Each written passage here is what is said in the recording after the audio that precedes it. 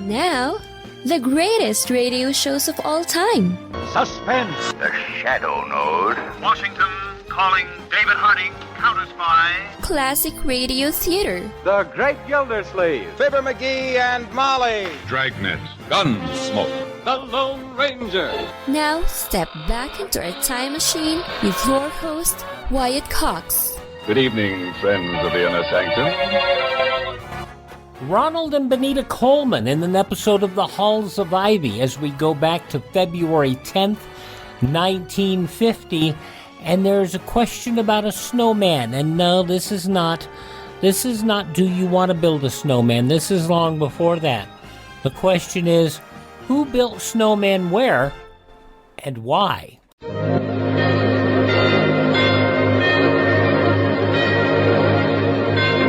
Ladies and gentlemen, the Joseph Schlitz Brewing Company of Milwaukee, Wisconsin, presents The Halls of Ivy, starring Mr. and Mrs. Ronald Coleman.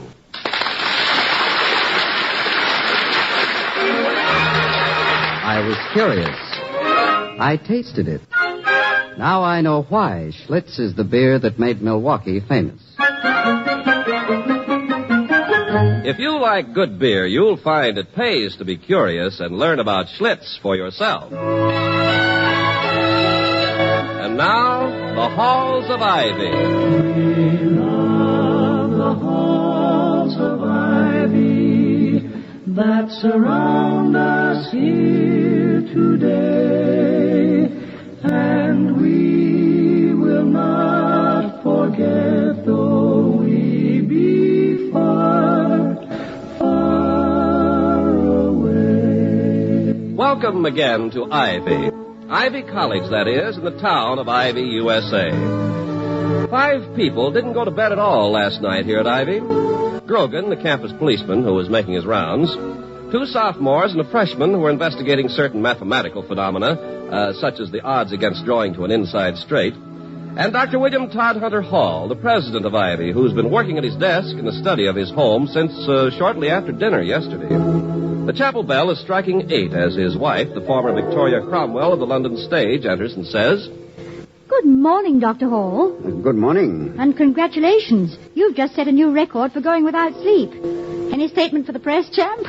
Yes, I'm glad to bring the cup back to Ivy, where it belongs, and I'm looking forward with great confidence to the international match in Brussels next spring. Oh, poor darling. How do you feel? Surprisingly well, if the ability to cope with whimsy on an empty stomach is at all indicative. Do I look awful? Interesting, rather. One so seldom sees a chartreuse complexion. Bad as that, eh? Well, it's worth it. One seldom sees an annual report as superb as the one I've just finished writing. Here, have a look. Let's see. The state of the college. Or, in the vernacular, out of the red and over the hump with Hall. You sound enormously set up about it. I've reason to be. I'd no idea how much I'd accomplished last year until I put it all down in black and white. The endowment fund is up, the building fund is up, enrollments are up. And what are you doing up? Will you be working very much longer this morning? I'm ready for bed. Well, good. Penny will be right in with your overcoat and hat. My overcoat and hat? Vicky, we've been married long enough for me to make a confession. I never go to bed wearing an overcoat and hat.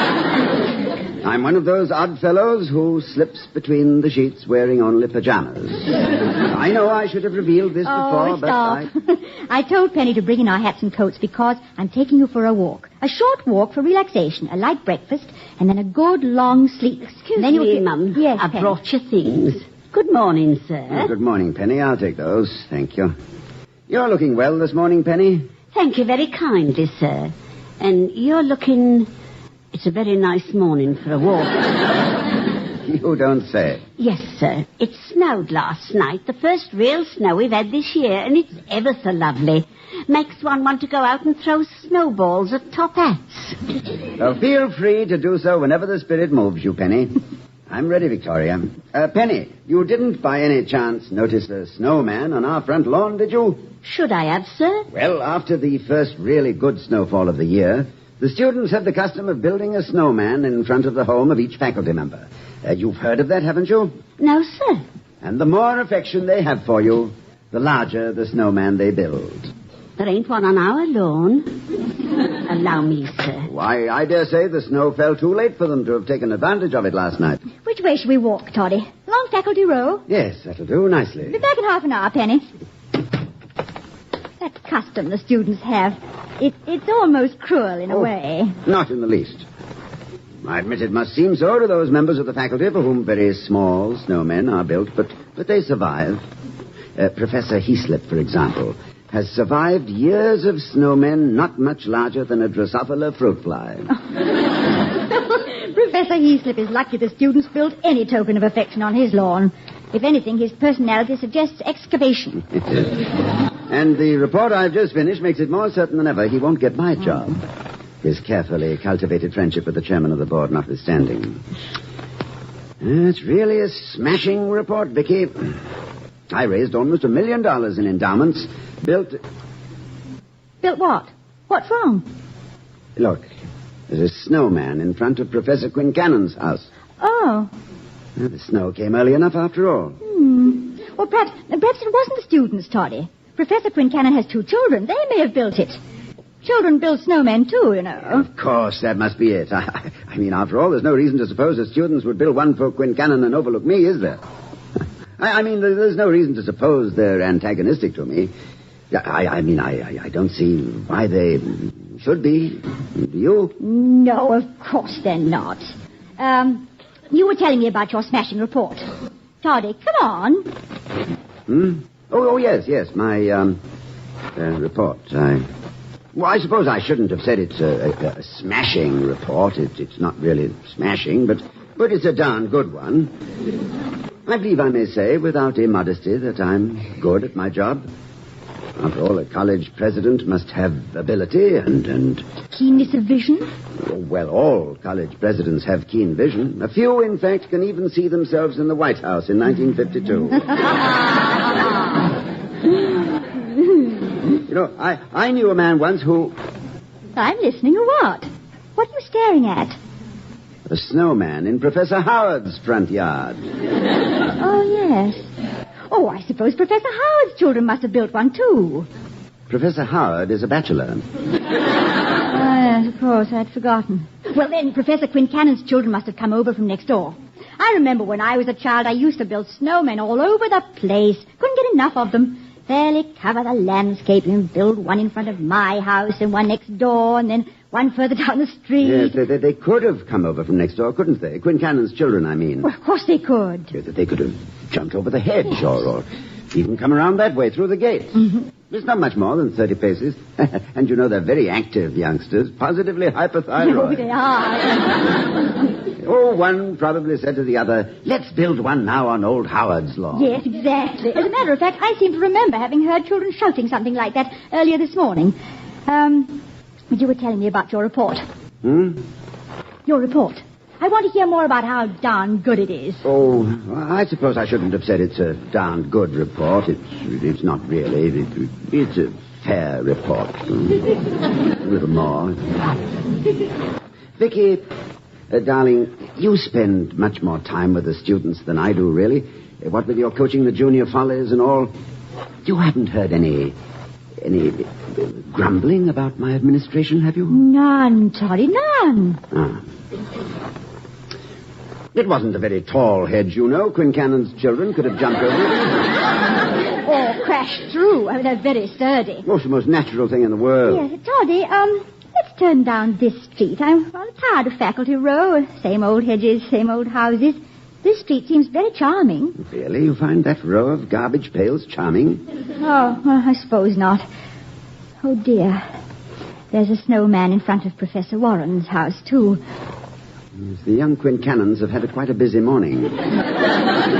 Good morning, Doctor. Good morning, Dr. Warren. Morning, Mrs. Hall. Good Out for a stroll? Yes, we're out for a stroll. Well, I find there's nothing like it on a morning like this for getting rid of the doldrums, don't you? Occasionally. We were just admiring the snowman in your front yard. It has a great deal of character. Oh, it's a pip, isn't it? I know it's not supposed to be good form for a faculty member to pay any attention to this sort of thing, but when you're 70, as I am, hypocrisy is too much of a strain. I just look at that gleaming monster and glow, Doctor. Glow. Well, I don't blame you. And yet, the custom in some cases can be cruel, don't you think? I mean, the ones that don't get built. No, it's not the custom that's cruel. It's the crushing impact of truth. Some people can't stand up under it at all. You take a president of Ivy we had in 1900, that's before your time. Bessemer was his name. 1 year, every member of the staff had a snowman except Bessemer. Old Pop Gut Bessemer. He resigned a few weeks later, for reasons of health, of course. Oh, that seems very impulsive of him, a little drastic. Well, Ivy's a small school and always has been. Personalities play a much bigger part than they do at some of these giant diploma factories. You wouldn't care to continue as president if you knew that students would much rather tie a can to your tail. Would you, Doctor? Well, now, that's an interesting way to put it, but, no, I suppose not. Why, of course not. You look at it this way, Mrs. Hall. Teaching hardly ever pays off in money. The average prof makes only about $2,500 a year. And it hardly ever pays off in glory. I myself can name 10 baseball players or burlesque queens, bless them, for every teacher you can bring to mind. Well, then, what makes an old party like me, the last of the tobacco-chewing professors, or a man like your husband stay with it? Pride in the job, I suppose. Pride in the job. That and the feeling that maybe we're helping the young savages become not scholars, but men and women, and that they appreciate it. Take that away and what's left? Absolute zero. Here I am lecturing the president. Tell you, when you arrive at my age and succeed in conning people to regard you as a lovable old gaffer, you get away with murder. Care to come in for coffee? No, thank you. We have breakfast waiting at home. That's the wisest decision you've made today. In all the world, no one concocts as nauseating a cup of coffee as I do. I'll see you soon, I hope, ma'am. Goodbye. Goodbye, Dr. Warren. He's a pip, isn't he? My snowman. The very word for it, he's a pip. Careful, don't slip on that snow. By the way, Vicky, did I tell you I received a letter from Quesnel University this week? I don't believe you did, Toddy. Why? Well, they haven't heard of the renewal of my contract as president here at Ivy, and they've made me a very flattering offer. Treasurer of the university. At almost the same salary I have here. Toddy. Further, and, perhaps of more importance, it's a purely administrative job. I wouldn't come into contact with students at all. Not ever. Toddy. They requested the courtesy of a reply this week. It's really a most flattering offer. I rather think I'll accept. Yes, I think it would be best.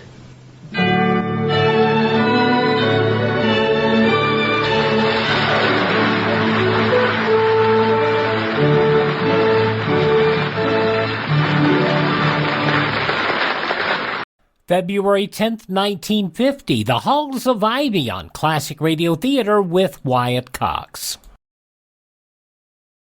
Now more of The Halls of Ivy, February 10th, 1950 on Classic Radio Theater with Wyatt Cox.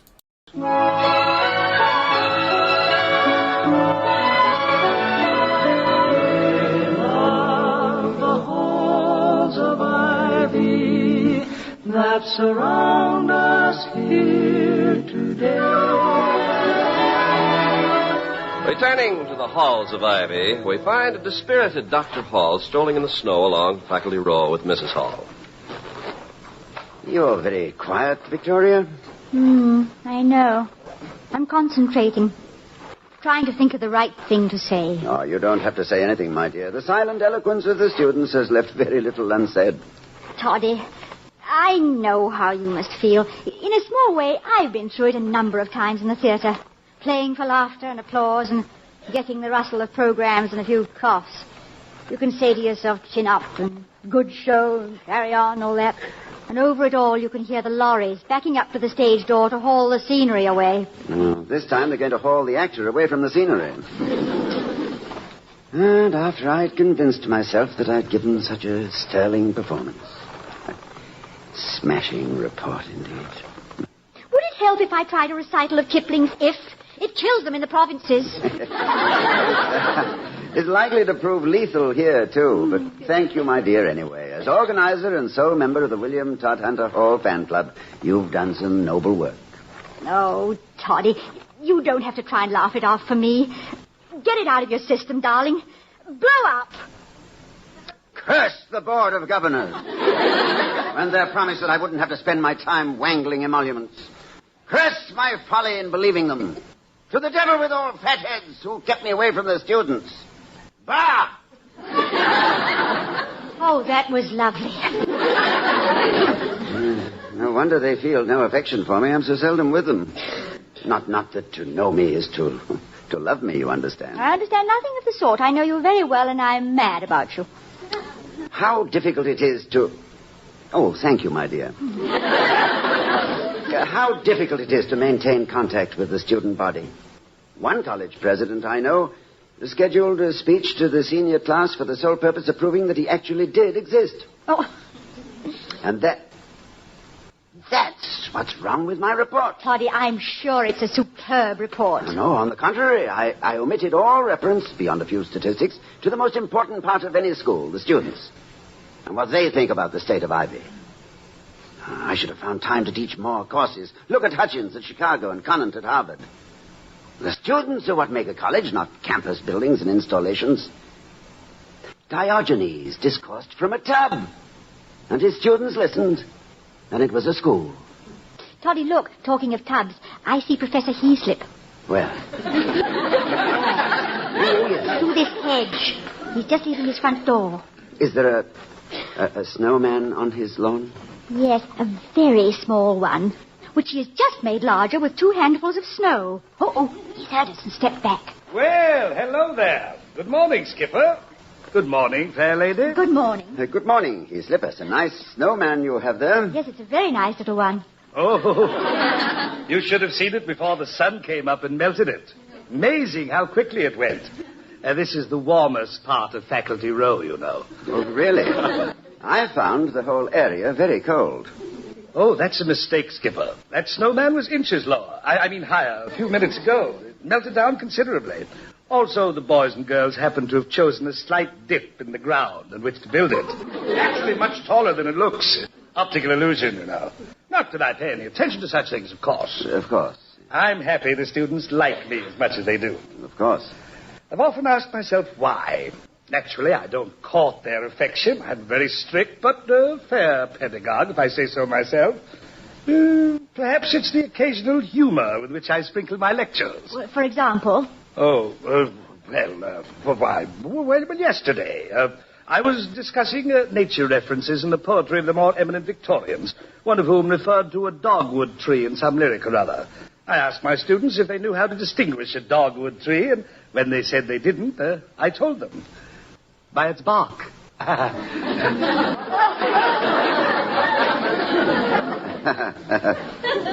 Well, I must be getting to class. Good morning, Skipper. Good morning, Heaslip. Good morning, fair lady. Good morning. The warmest part of Faculty Row, indeed. And yet, for the sake of that little snowman, I think I'd almost be willing to change places with Heaslip. It'd be a little bit rough on me. What do the boys and girls, as he calls them, see in the man? Oh, it's true he has no enemies, but that's more than balanced by the fact that none of his friends like him. Well, let's turn back, Toddy. Oh, this is probably one of the last times we'll ever stroll along here, Victoria.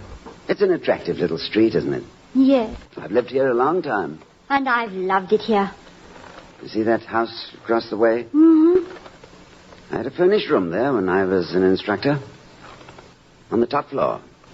Kitchen privileges. Female visitors permitted only as far as the front parlor. Please turn out the light before leaving the room. Liberty Hall, wasn't it? Then when I was appointed assistant professor, I moved over to this side of the street. Sitting room, bedroom and bath. Hot plate permitted. No wild parties. Oh, what exactly was a wild party at Ivy in those days? If I remember correctly, more than 2 people laughing at the same time. But then I allowed my appointment to a full professorship to go to my head, and I rented that Charles Adams mansion over there. Oh, it wasn't a Charles Adams mansion. It was a wonderful old place to live. Yes, it was, wasn't it? I mean, after I brought you there. It was fairly empty when I occupied it all by myself. It echoed.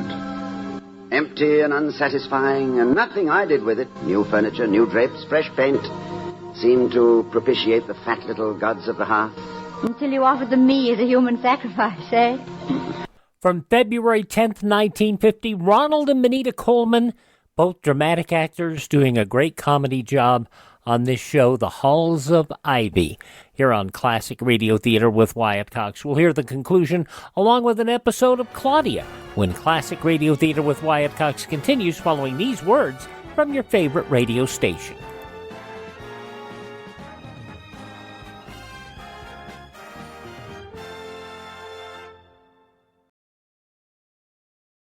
Classic Radio Theater family, you know our friend Mike Lindell has a passion to help everyone get the best sleep of your life. He didn't stop by just creating the best pillow. He created the best bed sheets ever. They look and feel great, which means an even better night's sleep for me because, you know, I'm working like 67 hours a day. Now, Mike's offering the best deal on his Giza Dreams bed sheets ever. You can get a set of Giza sheets for as low as $29.98. You'll never want to sleep on anything else once you slept on a set of Giza Dream sheets. A special offer for you right now. You can get a set of Giza sheets for as low as $29.98. Call 1-800-928-4715. Use the promo code Wyatt. Or go to mypillow.com, use the promo code Wyatt. It's good on anything on the website. That number again, 1-800-928-4715. Use my promo code Wyatt.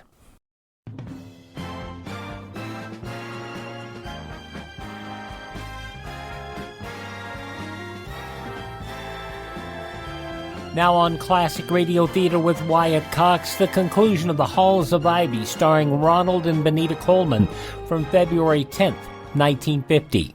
You might very well have been mistaken for a human sacrifice as I handed you down from the taxi that first morning. You were scared to death. Yeah, I was. I'd never had a home of my own before. Just hotel rooms and flats and theater dressing rooms. Now, here we are, driver. And this is for you.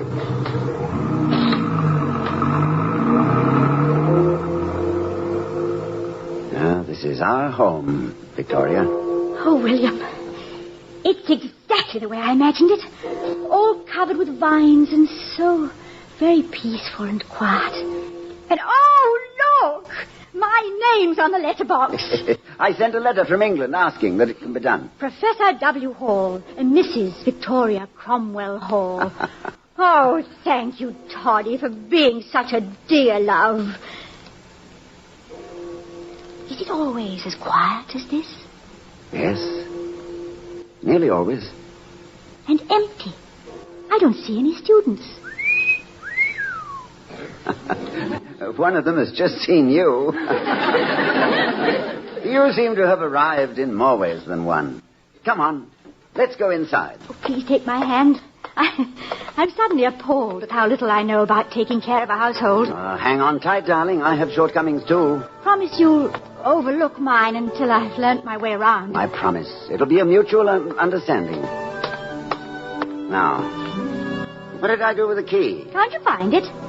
Well, I could swear I had it in my hand. I thought Oh, I do have it in my hand. Oh, you're as nervous as I am, really, aren't you? I'm so glad. I keep on forgetting you're new at this, too. There. No, wait. What? Wait. There's a little ceremony involved here, a very nice one. I'll carry you across the threshold. Like this. Oh, Toddy, look. A snowman. A snowman? What's a snowman doing in our hallway? Well, don't you see it? The students must have come while we were out walking. Yeah, but they've no right to build one inside the house. And where do they get the snow in May? Oh, Toddy, it's a snowman, and it isn't May, it's February. Yes, I know, but... From wherever you were, dear, come back. You have a snowman. Yeah, but I mean... and it's the most enormous snowman you've ever seen. Right over there. Oh! Yes, why, it is a snowman. In our front yard. Vicky, This is our house, isn't it? Yes, of course it is. Oh, Toddy, you're always losing yourself in your thoughts. Not completely, my darling, because you're always with me. But I I don't understand this Look, there seems to snowman. be a note attached to it. Yes, it's addressed to you. Here, what does it say? Oh, one moment. To President Hall, the delay in construction is entirely your fault. If you must work nights, please do so in one of the back rooms and avoid those overlooking the front of the house. In that way, the traditional anonymity of the They misspelt anonymity. The traditional anonymity of the builders will be preserved. Affectionately, classes of 50 to 53 inclusive. Well, now. Of course, it was probably a good bit larger when they first put it up. After all, this is the warmest part of Faculty Row, you know. Yeah, I know. Could you stand a bit of breakfast and some sleep now? Breakfast by all means, but no sleep as yet. Remember, I have the report to get out. Another report? The same one, but better. Far better and a great deal more inclusive.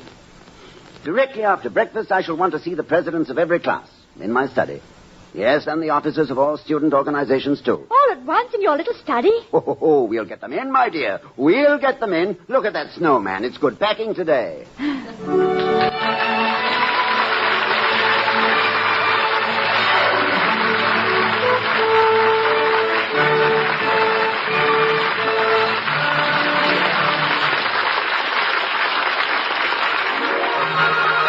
I was curious. I tasted it. Now I know why Schlitz is the beer that made Milwaukee famous. And now, here again is Mr. Ronald Coleman. The campaign to fight heart disease, this country's leading cause of death, is now underway. Diseases of the heart and blood vessels take an annual toll of more than 600,000 men, women, and children. A staggering number indeed. This dreaded menace accounts for 1 death out of every 3.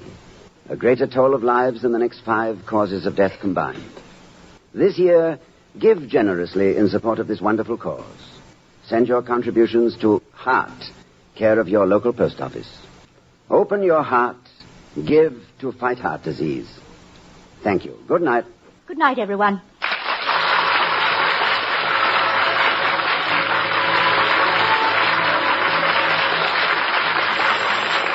We'll be seeing you next week at this time at the Halls of Ivy, starring Mr. and Mrs. Ronald Coleman. The other players were Alan Reed, Gloria Gordon, and Arthur Q. Bryan. Tonight's script was written by Walter Brown Newman and Don Quinn. Our music was composed and conducted by Henry Russell. The Halls of Ivy was created by Don Quinn and directed by Nat Wolfe. From the Joseph Schlitz Brewing Company and the Halls of Ivy, our heartiest congratulations to station WTIC in Hartford, Connecticut, on this, their 25th anniversary. Ken Carpenter speaking. Oh, we love the halls of ivy that surround us here today, and we will not forget, though we be far, far away.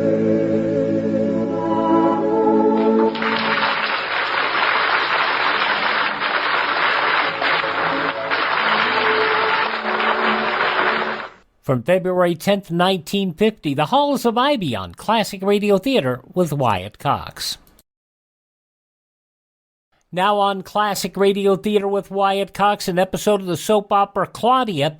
This episode goes back to February 10th, 1948.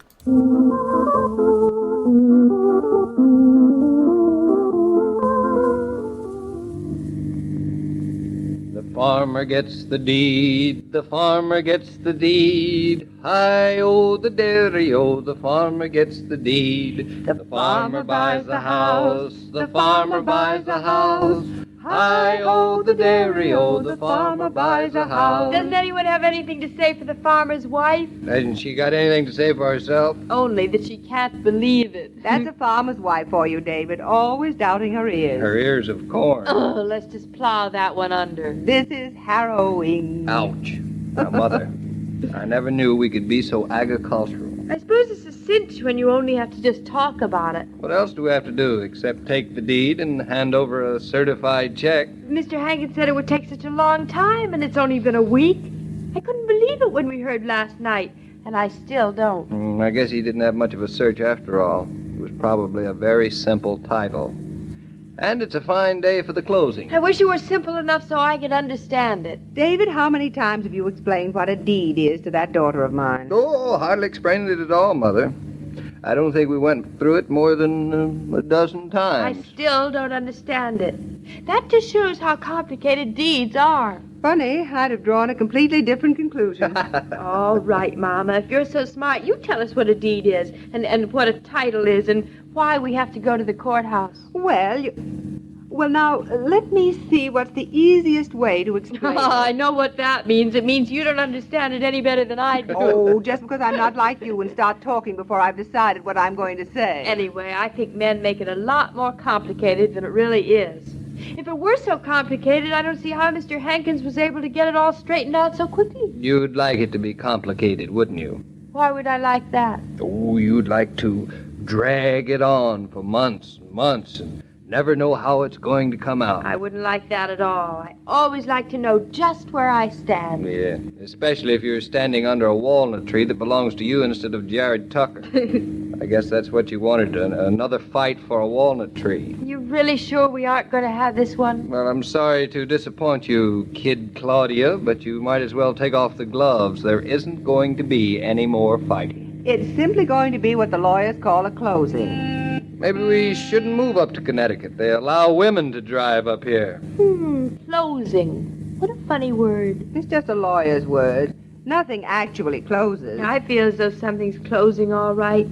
I feel as though a door were closing on a whole section of my life. Listen to that, Mother. Doesn't she sound soulful?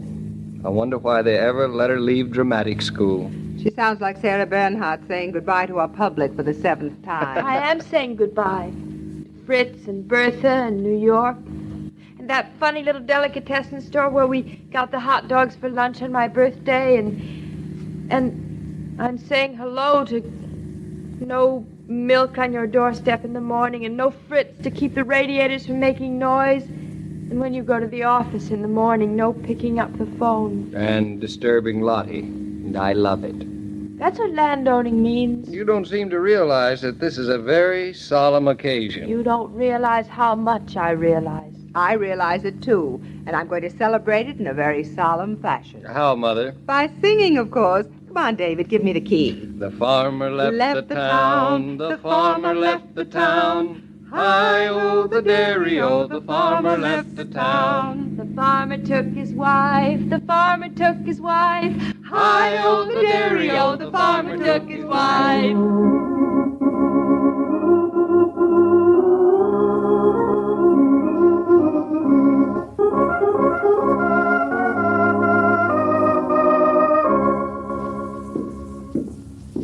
I don't think anybody's been here in 50 years, David.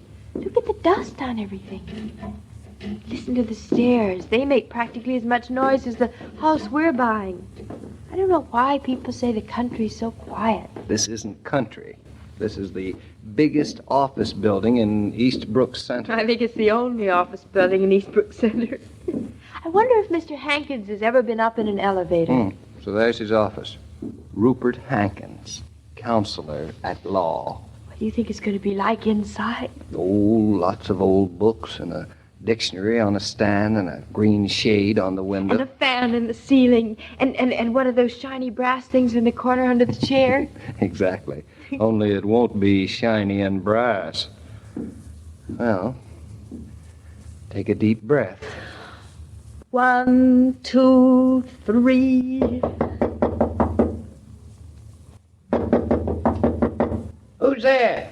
It's us. We are the Nortons. Well, guess you might as well come in, if that's who you are. David, it is brass. How's that? My wife said she was glad to see you. Maybe. Maybe she won't be so glad when she hears what's what. What's what? Been trying to get you two on the telephone all morning. I guess you'd gone already. What's wrong now? You mean Jared Tucker wants more than his walnut tree? Ain't nothing new said about a walnut tree. Maybe you and Mrs. Norton better sit down. We'll take this thing up the way it's supposed to be took up. Claudia, you sit down in that swivel chair near Mr. Hankins' desk. I'll sit back here. What's the matter, young woman? Think that chair's dirty? It's just a bit of healthy dust. Oh, you know how the ladies are, Mr. Hankins. They object to getting dust on their clothes. Trouble with people today. Too much afraid of dust, most of them. Spend most of their time running around just to keep from gathering it. Plenty worse things than gathering dust. Claudia, you'd better sit down. I did. Huh? Well, now we're ready. I guess we can get started. What's happened? What's wrong? Why don't we get the house? Nobody said that yet, maybe. Glad you're here, though. There's a hitch in the title. You mean Jared Tucker doesn't own that house after going through all this and throwing out the other bid and arguing about the walnut tree in the third place? He doesn't own it at all? He owns it, maybe, but he don't own it free and clear. Well, you'd better explain, Mr. Hankins. Good thing you had a good lawyer, Mr. Norton. Good thing you did. Yes, I appreciate that, Mr. Doesn't Hankins. Jared Tucker really own the house at all? Maybe he does, and maybe he doesn't.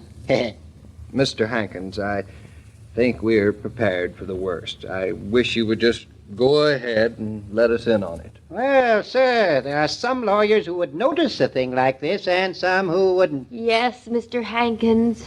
You in a hurry or something? Want to get back to New York City, maybe? Oh, we've got all day, Mr. Hankins, but we'd just as soon spend it doing something else. Maybe we can help to get it straightened out. You can't do nothing, Mr. Norton. Is it about the walnut tree? Claudia, Mr. Hankins already said it wasn't about the walnut tree. He hasn't said it was about anything else either. Mind if I smoke? No, we don't mind if you smoke. You can smoke, too, if you want to. I don't mind neither. You're very generous. Then there's some lawyers in this county who'd say you're city people, and you ought to be left to take care of yourselves. Well, sir, you are city people. Maybe I know what they mean.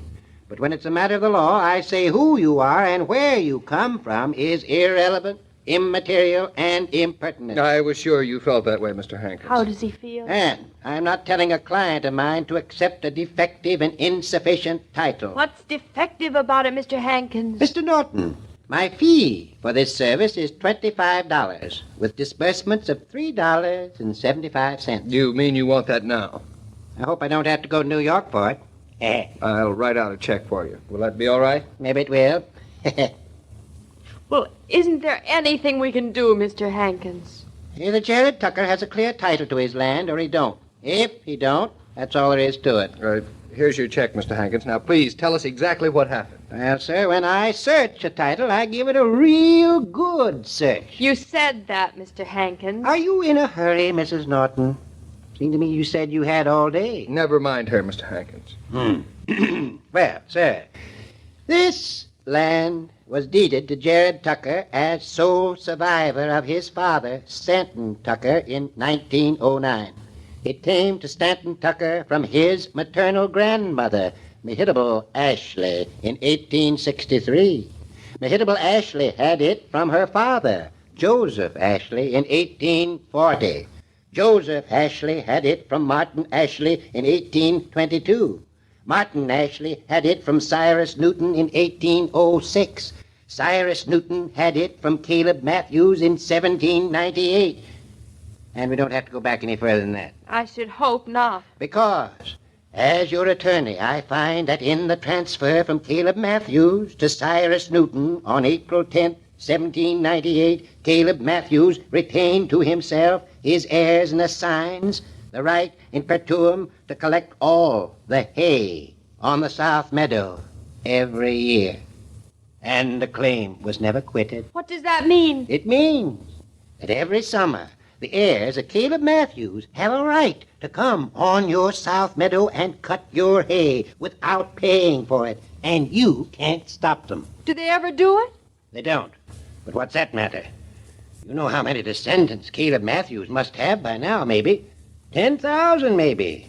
Rupert Hankins don't let his clients take that sort of a title without warning them first. Well, you've warned us, Mr. Hankins, but we'll go ahead with the deal anyhow and take our chances with the descendants of Caleb Matthews. That's up to you, Mr. Norton.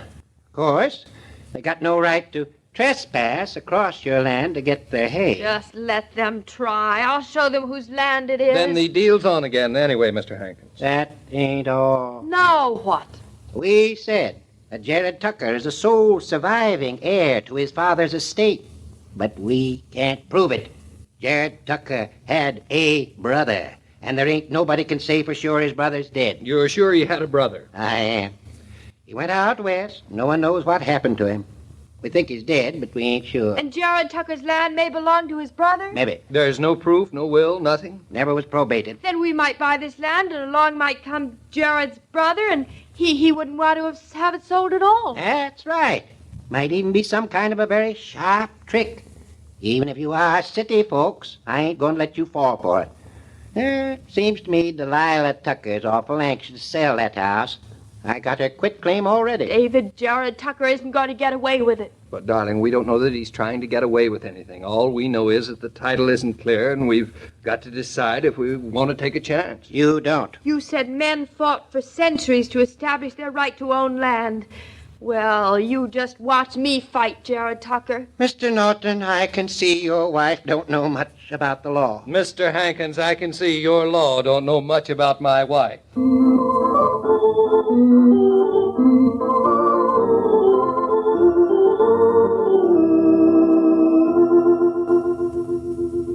This broadcast of Claudia was supervised and directed by William Brown Maloney. Oh, it's like Rosanna Dana used to say. It's always something.